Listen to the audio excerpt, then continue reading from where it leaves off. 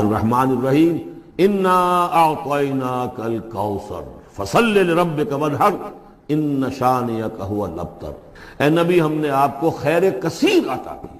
اس خیر کثیر میں یوں تو یہ کہ حوض کوثر وہ بھی اسی میں شامل ہے، لیکن یہ کہ اس پر آپ کو 25-30 قول مل جائیں گے۔ قرآن سب سے بڑا خیر کثیر ہے، بہت بڑا خیر کثیر۔ حکمت، ومن یؤت الحکمت فقد اوتی خیرا کثیرا، جس کو حکمت اور دانائی دے دی گئی اس کو تو خیر کثیر دے دیا گیا۔ تو ہم نے آپ کو وہ سب کچھ عطا کر دیا ہے، اور بہتات کے ساتھ عطا کر دیا ہے، جو انسان کی انسانیت کے لیے، اس کے لیے یوں سمجھیے کہ ترہ امتیاز بن سکتا ہے۔ فصل لربک وانحر، پس اپنے رب کے لیے نماز پڑھا کیجئے اور نحر کیجئے، اونٹ قربان کیا کیجئے۔ یہ گویا کہ عید الاضحیٰ کا نقشہ آ گیا۔ فصل لربک، پہلے ہم نماز پڑھتے ہیں دوگانا عید الاضحیٰ، اور پھر جا کر ہم قربانی کرتے ہیں۔ وانحر ان شانئک هو الابتر، یقیناً آپ کا دشمن ہی ہے کہ جو دم کٹا ہو جائے گا۔ اس کا پس منظر یہ ہے کہ جب حضور کے ایک صاحبزادے بچپنی میں فوت ہو گئے تو کچھ جو کفار تھے مکے کے، انہوں نے بڑی خوشیاں منائیں کہ ایک ہی بیٹا تھا، باقی تو ان کی بیٹیاں ہیں۔ آپ کو معلوم ہے کہ 4 بیٹیاں تھیں حضور کی صلی اللہ علیہ وسلم، لیکن یہ کہ بیٹا جو تھا وہ ایک ہی تھا، وہ اللہ نے اٹھا لیا، تو بڑے خوشیاں منائی گئیں کہ یہ تو اب دم کٹا جیسے ہوتا ہے جس کا کوئی پیچھے نام نہ رہ جائے۔ بیٹیوں سے تو نام چلتا نہیں، نام تو چلتا بیٹوں سے، تو اب ان کا تو کوئی تذکرہ ہی نہیں رہے گا۔ کوئی بات نہیں، جب تک یہ ہیں آگے کوئی نام لینے والا نہیں۔ تو فرمایا کہ نہیں، ان کو تو کروڑوں بیٹے اللہ عطا کرے گا، کروڑوں اربوں بیٹے عطا کرے گا۔ ہاں اے نبی، آپ کا دشمن ضرور ہے کہ جس کا نام لیوا کوئی نہیں۔ روح بیدار ہوگی تو وہ پیاس جو اس کے اندر اب پیدا ہوئی ہے وہ کدھر متوجہ ہوگی؟ اپنے پروردگار کی طرف۔ یہ ربط ہے اگلی آیت کا، پڑھیے وَإِذَا سَأَلَكَ عِبَادِي عَنِّي فَإِنِّي قَرِيبٌ۔ جب یہ روح بیدار ہو کر اپنے مرکز کی طرف متوجہ ہوگی، اپنے منبع اور سرچشمے کی طرف متوجہ ہوگی، اپنے مبدا کی طرف متوجہ ہوگی، تو اے میرے نبی صلی اللہ علیہ وسلم، جب میرے بندے آپ سے میرے بارے میں پوچھیں فَإِنِّي قَرِيبٌ، انہیں بتا دیجئے میں قریب ہی ہوں، کہیں دور نہیں، اس کی رگے جان سے بھی زیادہ قریب۔ ہم قریب ہیں، جب چاہو ہمیں پکارو، جب چاہو دعا کرو، جب چاہو باریابی حاصل کر لو۔ ہم تو مائل پہ کرم ہے، کوئی سائل ہی نہیں۔ ہم تو ہر روز رات کے آخری گھڑیوں میں سمائے دنیا تک نزول فرماتے ہیں، اور ہماری طرف سے پکارنے والا پکارتا ہے حل من مستغفر فاغفر لہ، ہے کوئی استغفار کرنے والا کہ میں اسے بخش دوں، ہے کوئی مانگنے والا حل من سائل فاعطی، ہے کوئی مانگنے والا جسے میں دوں۔ تم سوئے ہوتے ہو، ہم تو غافل نہیں، تو متوجہ تو ہو، آؤ تو صحیح ہماری طرف۔ حدیث قدسی میں آیا ہے میرا بندہ میری طرف چل کر آتا ہے، میں دوڑ کر آتا ہوں، وہ بارش بھراتا ہے، میں ہاتھ بھراتا ہوں۔ میرا بندہ میرا ذکر اپنے دل میں کرتا ہے، میں اپنے جی میں اس کا ذکر کرتا ہوں، یاد کرتا ہوں۔ اور میرا بندہ اگر کسی محفل میں میرا ذکر کرتا ہے، میں اس سے بہت اعلیٰ محفل میں اس کا ذکر کرتا ہوں، بلائے اعلیٰ کی محفل میں ذکر کرتا ہوں۔ یعنی کہ الفاظ ہیں کہ تو تم غافل ہو بھائی ہم سے، ہم تو غافل نہیں۔ اغیب و ذلطائف لا یغیب وارجو ہو رجال لا یخیب، میں غائب ہو جاتا ہوں، وہ تو غائب ہونے والی ہستی نہیں ہے، ہر آن موجود، ہوا معکم اینما کنتم وَإِذَا سَأَلَكَ عِبَادِي عَنِّي فَإِنِّي قَرِيبٌ أُجِيبُ دَعْوَةَ الدَّاعِ إِذَا دَعَانِ فَلْيَسْتَجِيبُوا لِي۔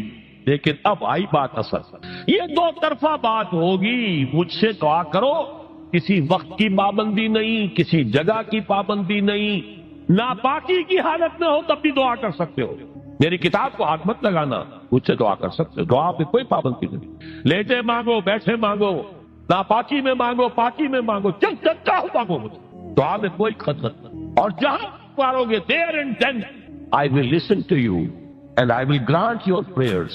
اجیبو جو ہے، اجیبو دونوں مان، جواب دینا اور قبول کرنا، اجابت استجابت دونوں کا ایک ہی مفہوم ہے، جواب دینا اور قبول کرنا۔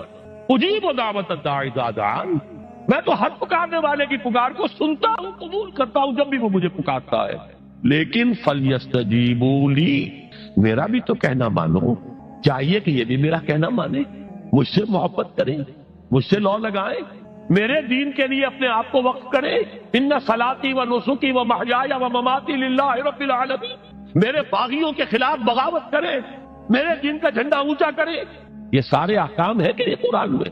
قاتلوہم، جیسا کہ میں نے آپ کو بتایا اگلے ہی رکوع میں قتال کا حکم آ رہا ہے، اب وہ گھوڑوں کو روزہ رکھواتے تھے، بتا دیا یہ روزہ تمہیں کس لیے رکھوایا جا رہا ہے، اگلے ہی رکوع کے اندر حکم ہے قاتلوا فی سبیل اللہ الذین یقاتلونکم وقاتلوہم حتی لا تکون فتنۃ ویکون الدین للہ، اللہ کے لیے دین ہو جائے، پورا کا پورا نظام اللہ کے تابع آ جائے، اس کے لیے پہلے دعوت دو، محنت کرو، جد و جہد کرو، اس دعوت کے نتیجے میں جمعیت فراہم کرو، جب جمعیت اتنی ہو جائے کہ پھر اس باطل نظام کے خلاف بغاوت کر سکو تو کرو بغاوت، اگر باطل نظام کے خلاف بغاوت نہیں کرتے ہو تو پھر ہم سے بغاوت ہے تمہاری، پہلے ذہنی بغاوت ہے، آپ ڈس اون کیجئے ذہنی اعتبار سے، نفسیاتی اعتبار سے، میں اس نظام کو نہیں اون کرتا، ریکنسائل نہ کیجئے اس کے ساتھ، کوئی تعاون نہ کیجئے اس کے ساتھ، کوئی چاچری اور ملازمت نہ کیجئے اس کی، تن من دھن لگائیے اس نظام کو بدلنے کے لیے، چاہے ابھی وہ دعوت کے مرحلے میں ہے، لوگوں کو تیار کیا جا رہا ہے، تربیت دی جا رہی ہے، تزکیہ کیا جا رہا ہے، لیکن ہدف کیا ہے؟